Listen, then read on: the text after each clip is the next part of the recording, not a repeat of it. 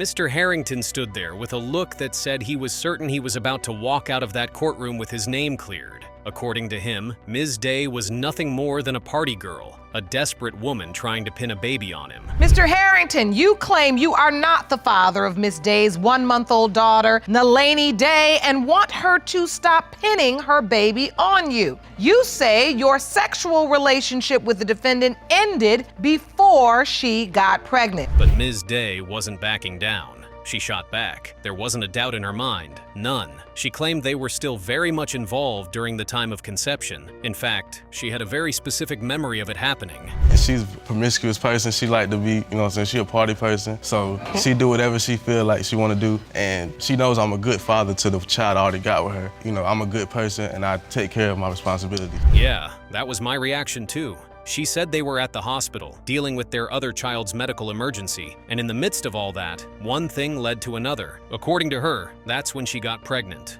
But Mr. Harrington, he wasn't buying it. So we got into it, broke up. My middle child, the other child that we have together, was having seizures. So she was in and out of the hospital. When we was in the hospital, at the hospital, we did it. Mr. Harrington swore up and down that she must have conceived later when he wasn't even in the picture. Then came the text messages, the anonymous tip that had blown the whole situation open. Mr. Harrington didn't find out about the pregnancy from Ms. Day. He got a cryptic text from a mystery number. She was pregnant. I had to find out through an anonymous texter that... How did you find out she was pregnant? An anonymous texter, I swear. We got into a conversation, I got the text right here. Let me see those, Let me please, see the Jerome. text. Look. Let me see. You about to see? Make it up. Guy 1? Who was Guy 1? The message suggested that there was also a Guy 2. Mr. Harrington, confused and furious, had gone straight to his sister, the one person he knew would tell him the truth. And what she said only made things worse. That's how you found out she was pregnant, Yes, though. that's exactly. Never mind guy number 1 and guy number 2. Yeah, that's how I found out. Then I asked my sister, I called her, whatever. I was like, so I heard you was hiding the pregnancy. She was like, Kayla didn't want me to tell you, and she was also saying that you the daddy. Not only had Ms. Day kept the pregnancy a secret, but she had also supposedly been in contact with another man. Ms. Day, of course, denied all of it. There was no Guy 1, no other contenders, no secret cover-up. But then, in a moment of contradiction, she slipped up. She admitted there were other guys, just not guys who could be the father. That's when the courtroom tension thickened. Did you immediately call him, or did you tell his sister and neither one of you all told him and the anonymous tipper had to tell him? I probably told his sister before I told him, but even if it was something that I did not tell him. Judge Lauren was watching closely now, picking apart the inconsistencies. If Ms. Day had truly been pregnant before she started talking to other men, why hadn't she told Mr. Harrington herself? Why did it take an anonymous tip for him to find out? And if other men were in the picture, how could she be so certain that Mr. Harrington was the father? Are you supportive of this pregnancy, Mr. Harrington? Are you at the doctor's appointments? Do you come for the birth? Yes, I was there for the birth because I was saying to myself, okay, if I am a possible father, I don't want to have missed the birth. So I was keeping it real with myself. I was being real with myself. Then came another twist. Ms. Day called her sister as a witness, and she revealed that Mr. Harrington is simply denying the baby to please the girlfriend. If this is true, then Ms. Day's earlier conviction has been justified. Anything to you that this is not my baby? No, ma'am. Got it. You have a witness. I'd like to hear from her. Ma'am, please stand. Step to the podium, state your name for the court. Ebony Hall. Miss Hall, what relationship are you to Miss Day? I'm her sister, her older sister. Her older sister. And what do you know about the birth of Nalani that would indicate, since you are her witness, that Mr. Harrington is Nalani's biological father? Then came the moment of truth, the DNA results. Mr. Harrington stood upright, shoulders tense. Ms. Day didn't flinch, convinced she was about to be vindicated. The envelope was opened. The truth hit like a bomb. Mr. Harrington, you are not the father. What? Told you, bro. Are you serious? Told you, can I Millie Rock? Ms. Lopez walked into that courtroom tired, frustrated, and ready to expose what she called a DNA testing scam. She had been raising 2 children alone, struggling every day while the man she claimed fathered them, Mr. Carbajal, refused to step up. Today, she was ready to prove it. Ms. Lopez, you are here today because you claim the defendant, Mr. Carbajal, allegedly perpetuated a DNA testing scam to try to deny paternity of your kids. You say you're tired of struggling daily to take care of your children alone, and you need to prove he's their biological father today. On the other side of the courtroom, Mr. Carbajal stood stone-faced, flanked by his sister for moral support. Their relationship began through social media, quickly escalating into a physical relationship. There was no protection, no precautions, just reckless passion. And then, pregnancy. When Ms. Lopez broke the news, Mr. Carbajal's response was cold. He didn't want a child with someone he didn't love. From the start, he distanced himself, and that distance only grew when the baby arrived. Mr. Carbajal, take me back. Okay. You meet each other. Yeah. Yes. Because I'm trying to figure out why was there ever doubt in the first place. Well, I met her through a social network. She told me, hey, come see me, for the weekend or just one night. So I went to go see her. Mr. Carbajal wasn't just denying paternity. He was accusing Ms. Lopez of fraud. According to him, she was the liar, attempting to pin 2 children on him out of greed. He was adamant. She was only after his family's money. So you claim Mr. Carbajal was the only person you were with Yes, Your Honor. during that time that she Yes, was Your Honor. conceived. All she's doing this because she wants our money. She knows my I don't family. care She about She money, knows my okay? family has money, and she knows I don't work. I don't care I about don't money, work, Your Honor. right? I growing up, I did not have a father, and I did not want my daughter growing up without a father. But what made him so sure the children weren't his? That's where it got wild. His excuse? A random man in a photo. His sister claimed Ms. Lopez once showed her a picture of a man who looked exactly like the baby. That was it. That was the so-called evidence that turned him against his own child. A photo. No proof of an affair, no real reason to doubt, just a snap judgment based on someone else's face. He showed my sister Miriam. He was a friend picture of mine. a guy, and my sister took picture of her phone. He was a because friend of that mine, guy Your Honor. looked exactly like. No. So Liana. you were showing pictures in your phone Was of showing a my guy sister. to your sister. Yes. Your Honor, And he she was a came friend. across a picture that she felt looked just like Yes, Your Honor. Aliana. Aliana. Yes. What started as a simple question of fatherhood quickly unraveled into a web of half-truths, fake evidence, and a desperate attempt to escape responsibility. Ms. Lopez's mom quickly corrected an early lie. Mr. Carbajal's sister rose to his defense. She's saying I'm the father. Why couldn't I sign a birth certificate? Because you weren't there from the beginning. We I were was there. there. I was there when they both were born. He was born. I was Hold there. on, let's get some order. There. Hold on, Miss Avila, please stand up, stand up. What is it that you'd like to add? They're saying they were at the hospital. You say they weren't? They were at the hospital after they were born. I was there when Aliana was born. Mr. Carbajal tried another excuse. The baby didn't look like him. According to him, the child's skin tone was too dark. Never mind that his own father was the same shade. Then came the most ridiculous claim yet, the baby's cleft lip. He insisted no one in his family had ever been born with one, so there was no way the child could be his, as if genetics worked like that. What is it about this handsome young man that you doubt that he's your son? I'm light-skinned, Your Honor. He looks just like at his him. grandpa. Dad is dark. His That dad doesn't is mean dark. anything. That doesn't mean My anything. little Yes, your boy, dad. my little grandson looks just like your No, dad. no, he because doesn't. there Yes, are he does. He pictures. doesn't. No, There's he doesn't. pictures Yes. that we No. looked side by side. Yes, he looks he like did. your dad. But then came another twist. Ms. Lopez had sent him a picture of the baby with another man. Why would you think that snapping your baby with another man will convince a suspicious father to act? Her explanation for the action doesn't make sense, and Mr. Carbajal dug in. So, No, Ms. at that Lopez, time. And Ms. that- Lopez, you sent him a picture I sent him a picture to of show Why him. someone would you else send him- holding a child that you said was his? I sent it because to show him that there would be another man, possibly, Why would it be another man? possibly, Why would it okay, be another man? possibly to man up and take care of his responsibilities. There's just no end to this drama. But the real bombshell? The so-called DNA scam. Ms. Lopez claimed that Mr. Carbajal had faked a DNA test to escape responsibility. She believed he had tampered with the results, ensuring they would say he wasn't the father. If true, this would be one of the biggest lies ever seen in court. But was he bold enough to pull something like that? Mr. Carbajal perpetrated a DNA testing scam Yes, Your Honor. so that he could get out of taking care of the kid. He did a paternity test that he bought from the store. I did not know about it until he gave me the results that came back. The courtroom was tense as the moment of truth arrived. Unimpressed with Mr. Carbajal's weak defenses and the conflicting testimonies, the judge prepared to read the DNA results. But even she couldn't have seen the twists. Mr. Carbajal, you are her father.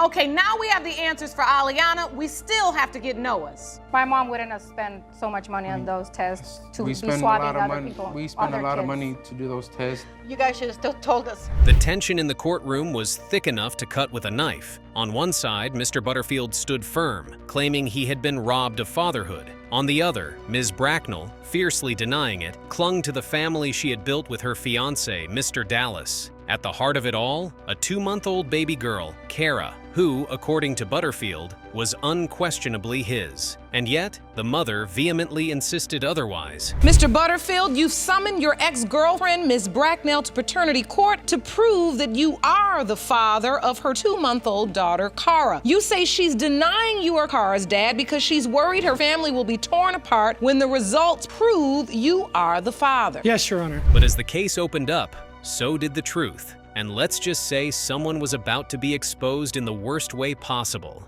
Butterfield and Bracknell weren't just a casual fling. They had lived together for nearly a year, shared dreams, and even tried to conceive a child. But when the relationship crumbled, Bracknell left. As she walked away, she threw a cryptic comment. "Thank you for the gift." Mr. Butterfield, why do you believe Kara's your daughter? Me and Mrs. Bracknell had a residence together for almost a year.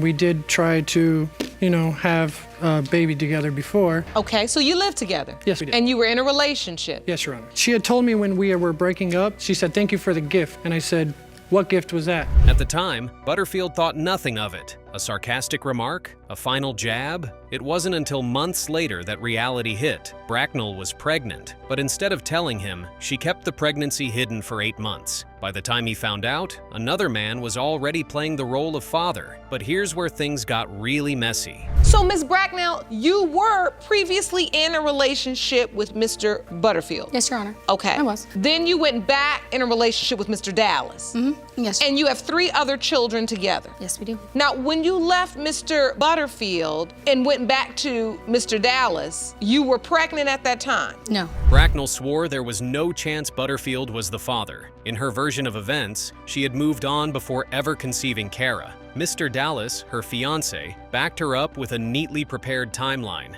According to them, Butterfield was out of the picture by August. By mid-September, she and Dallas were together. If the math checked out, there was no possible way Butterfield was the biological father. So, Mr. Dallas, you say you are Kara's father. You believe you're her biological father? Yes, Your Honor. He is. Why do you No, believe he's so? not. If I may have the evidence. Oh, yes. August. Let me see that evidence. August, her and Jesse split up. September, we was getting Together, moved We in. were So this calendar outlines. But Butterfield wasn't having it. He knew something they weren't expecting him to say. Butterfield calmly pointed out the fatal flaw in their story. He and Bracknell had been intimate long after she claimed they had broken up. Not just once, not just twice. Mr. Butterfield, you look at this calendar. Is this accurate? Is this when the relationship ended and when she went back to Mr. Dallas? No, Your Honor, it's not. It's not. No. What do you remember? Oh, because honestly, we were sleeping together after that, all the way up until October 8th, the last time we had sex, because I remember. And he wasn't just saying it. He remembered the exact date, the exact place. He even offered to take a lie detector test. That's when the energy in the courtroom shifted. Bracknell, who had been confident and dismissive, suddenly looked uneasy, but she wasn't backing down. Sorry, I'm not meaning to interrupt. She used to work for an auto parts store, and she would call me and be like, "Hey, let's have a quickie, let's do this," and then she'd go back on her little... Oh, really? So, no, that right there is all a lie. So you're saying I'd she be was willing to still take a- sleeping with you in October? Yeah, I'd be willing to take a lie detector test, would you? Yeah, I would, actually. Bracknell argued that Kara had to be Dallas's daughter because she looked like her other kids. Same cheeks, nose, and everything. She even insisted that Dallas had been there at the birth, had named Kara. and had signed the birth certificate. But Mr. Butterfield won't hear of it. How you would react if, in fact, Cara is not your biological child? You know what, Your Honor? I'm gonna love her the same. She's my little daughter. She's gonna be my little daughter. I'm gonna raise her my life. She is I'm gonna not raise your her. daughter. I'll raise her. Nothing's gonna be changed. Nothing's gonna change. I love her to At death, just like I do now. Before today, I'll love her the same. You know what? With this, To them, the debate was over. The family was already formed. Why try to break it apart? But Butterfield wasn't letting go. Because for him, this wasn't about ruining a relationship. It was about his daughter. He wants to be in his daughter's life, and nothing would stop him. Miss Bracknell, what you're saying is once you were finished with the relationship with Mr. Butterfield, you didn't have sex with him again. No. Once you went We back to moved out. Mr. Dallas, you were in the relationship with him, and that's it. And that's why you believe there's absolutely no possibility Mr. Butterfield could be Cara's biological father. And then, the moment of truth arrived. If the results confirm what Mr. Butterfield said, then Ms. Bracknell is lying. If they don't, Mr. Butterfield hasn't been telling the truth. The truth was about to be revealed. Cara's biological father is Mr. Butterfield. What did I tell you? It started like a love story, one that Mr. Wilson now claims was built on deception. He says he rolled out the red carpet for Ms. Dean, brought her into his home, and even planned to start a family with her. But behind closed doors, she was allegedly entertaining other men, right under his nose. And now, 17 months later, he's sitting in court, determined to prove that the child he once called his own isn't his after all. Mr. Wilson, you've opened your case today to prove that Ms. Dean's 17-month-old daughter, Jakaya, is not your biological child. You say you moved her into your home, laid out the red carpet, only to find out she was rolling around with other men in your home. Is that correct? Yes, Your Honor. Ms. Dean, on the other hand, has a completely different version of events. According to her, Wilson wasn't just involved, he was overjoyed. He wanted this baby. He planned for this baby. He cut the umbilical cord and signed the birth certificate without a second thought. And now he's acting like he never meant any of it, leaving her and her daughter to fend for themselves. Mr. Wilson has turned his back on your daughter, and he welcomed her into the world and signed her birth certificate. You claim Mr. Wilson is her father, and his denial is hurting you and your daughter. Is that correct? Yes, Your Honor. So, what really happened? Did Wilson get played? Or is he just another man running from responsibility? From the beginning, Wilson claimed he had doubts. He had been fooled before. Women in his past had made him believe he was a father, only for him to find out later that he wasn't. And this time, he wouldn't be made a fool of again. Wilson, why don't you believe that you're the father of Ms. Dean's daughter, Jakaya? Your Honor, I don't believe I'm the father because I have been fooled by multiple females in the past. Oh. What do you mean you planned this? And I have been going down this rodeo for far too long. I signed on a birth certificate. I'm not there physically, I just can't handle it. Ms. Dean, however, was furious at his accusations. She swore up and down that the baby was his. How could he deny a child who looked just like him? And let's not forget, this baby wasn't an accident. They had planned for this. He had begged her for a child, knowing his past heartbreaks, and she had given him what he wanted. Now he wanted to back out? Not happening. Dean, you say this is unnecessary. It really is. Go ahead, explain. It really is. He's being not only belligerent and lying, him and his family is lying because not only did we plan this baby, we had concessions. I had my period. You had concessions? You know, we was literally getting down, doing things besides just... He says things just didn't add up. Ms. Dean's story kept changing. One minute, she was devoted to him. And then there was the moment of realization, the moment that sealed his doubts. Ms. Dean had the audacity to post a picture of the baby online, side by side with her ex. We actually planned the baby. The baby was just not a coincidence. I asked her, could she have a baby for me? That you planned. Because she knew what I've been through in the past with not having kids and how desperately I wanted to have a kid. And she had me under the impression that she was willing to go through with it with me. And I did. And you don't see the baby? Then, you know, I see the baby, but I don't see me in the baby. I see the ex in the baby. Wilson recalls being there at the birth of the baby and even cutting the umbilical cord. He had submitted various pictures of him and his baby after the birth. According to Wilson, there was no doubt in his mind that the baby was not his at the time, but then everything changed. So tell me, Mr. Wilson, you've been informed of the pregnancy. Were you there at the birth? What happens when Kyle was born? Stop talking, Miss Dean. I asked Mr. Wilson a question. I had to be there at the birth, Your Honor, because I cut the umbilical cord for her to have the baby. So I had to be there. So you were there at the birth? Yes, I was. Did you go to doctor's appointments for the baby She too? never followed through with it. Wilson remembers the late-night phone calls, the hushed conversations, and the times he asked why she was always hiding her phone. The next, she was sneaking off, whispering on the phone, disappearing into different rooms. Then, there was the biggest red flag of all.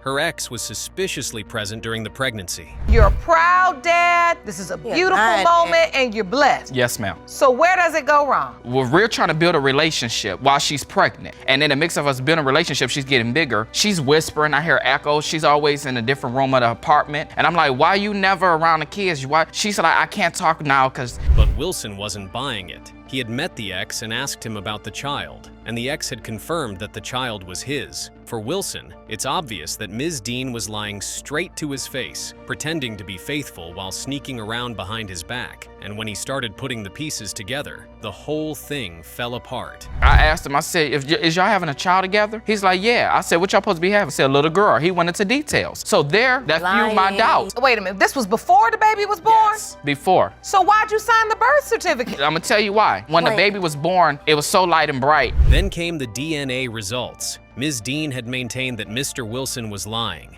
She disagreed with every version of Wilson's story, but there's only one way of finding out who is telling the truth and who is lying in court. Mr. Wilson, you are not the father. Ms. Funzie had come to paternity court desperate to prove that her 1-month-old son, Joaquim, belonged to her boyfriend, Mr. Irvin. But Mr. Irvin wasn't convinced, and his doubts weren't random. They were fueled by something explosive.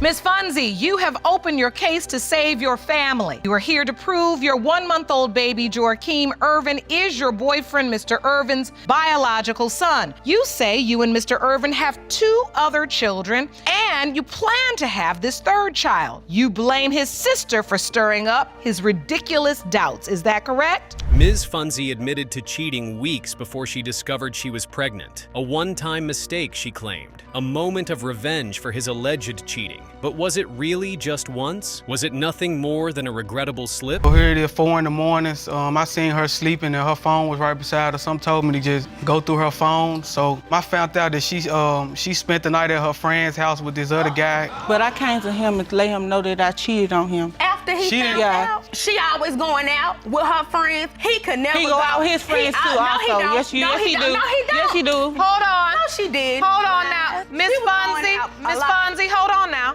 You said you cheated. How did you end up cheating? Because Mr. Irvin wasn't buying it, especially not after he saw the ultrasound results and something about the numbers that just didn't add up. And that's when things took a turn. Mr. Irvin's sister entered the picture, throwing gasoline onto the fire. So how soon after you found out she was cheating, confronted her, I'd say did you find out she was pregnant? When we went to the mobile ultrasound, I wanted to see how many weeks she was, and when she came out with the paper, I couldn't understand the number of how many weeks she was. Like they drew the number in cursive or something. They drew 1 week and 2 days, and you saw the lady hand me the paper off the bus. You parked right outside, and you saw her hand me the paper. She claimed she saw the pregnancy paperwork, but that it was not in its original state. According to her, it had been altered, scribbled over to hide something.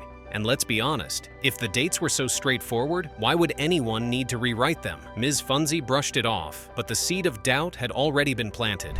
Jordan showed me the paperwork. She scribbled over it. She scribbled over it and wrote what she wanted on the paperwork. What was on the line that talked about how many weeks along? I couldn't tell because she wrote over it. What was written over it? Just like a scribble. A scribble of what? Despite the doubts, Mr. Irvin stayed. He went to every doctor's appointment. He was there for the birth, and in a moment of weakness, or maybe obligation, he signed the birth certificate. Then came the ultimate defense. Ms. Funzie wasn't talking about timing anymore, nor was she leaning on their years of history. No, her argument was genetics. Yes. Do you have any doubt? No, I don't have any doubt because they look alike, and they all have knock knees just like Jordan. You even submitted evidence to the court, right, about the knock knees. You feel like they got the same? Yes. Knock knees. Oh, they're okay. All the other kids. She claimed baby Joachim had the same knock knees as his father. That was her proof. That was why she was so sure, because according to her, that was all the evidence needed. But the court wasn't about to rely on knee shapes. A medical expert was brought in.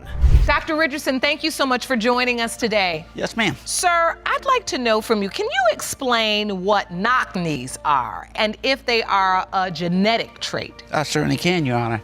Yes, knock knees, it is when the knees point in toward each other, and more technically, when someone stands straight up and there's about a 3-inch gap between their ankles. So there it is. Knock knees are not proof of paternity, but it wasn't over. Ms. Funzie said she had spent only one night with the man and lost his number. She wasn't counting on the court to reach out to the man and get his testimony. I can tell you now that the testimony was different from what Ms. Funzie had been telling us. In a statement to the court, it says, we eventually got each other's phone numbers and started texting.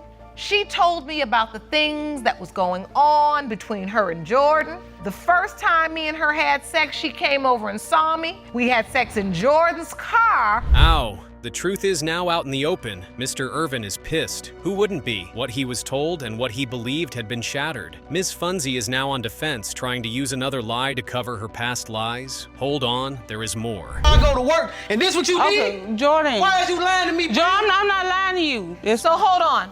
When was Joachim born? He was born June the 20th. 20th. June the 20th. He was born June the 20th, 2018. June 20th, 2018. So if your relationship with this other man was in October or November. It was in November. Well, that would have been a 7-month pregnancy. Ms. Funzie, is there something that you just need to tell the court and be honest about? Now that there is nowhere to hide, Ms. Funzie admitted that she cheated because Mr. Irvin cheated. And the result? A baby whose paternity is not known. The results are ready. The truth that would either mend a broken relationship or shatter it completely. Determined by this court, the biological father is Mr.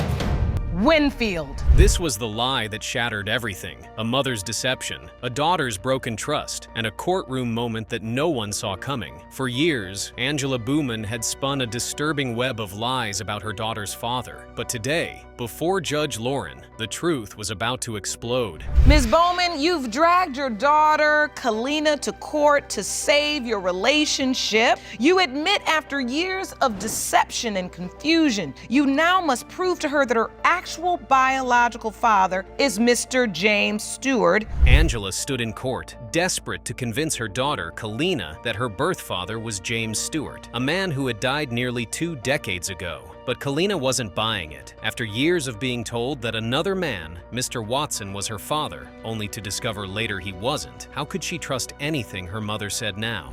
Why are these results so important for you today? Over the years, I have lied to my daughter, and for the past 4 years, it's become very hard on our relationship. Kalina found out the truth in the worst way possible. She was left in the dark, taken from her mother's home by Mr. Watson, and cut off from all contact with her. When she finally reconnected with Angela, she was blindsided by yet another revelation. Mr. Watson wasn't her father after all. The betrayal hit hard. 16 years of believing a lie. 16 years of trusting a woman who had deceived her at every turn. I found out during this summer, going into high school, that he was not my father. Wow. I was forced to be taken out of my mother's house and go to his house where I had no contact with my mother. And then when I finally was able to go back around to my mother. And now, Angela wanted her to accept yet another story. Angela, however, was determined. She admitted to years of deception, but insisted that she had finally figured it out. Mr. Stewart had to be the father. She had told Mr. Watson he was the father, and she stuck with that story for years. A story that is now hurting her daughter. Your daughter was crushed. I mean, she says it just broke her.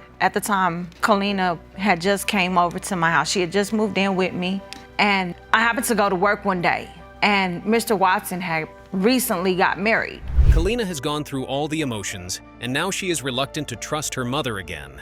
After all, who is to say that this Mr. Stewart is the biological father? Is it not better not to trust than to trust and be betrayed again? Kalina is looking out for herself. Is it your assertion that you knew all of the time there was a question, or you knew for certain Mr. Watson wasn't?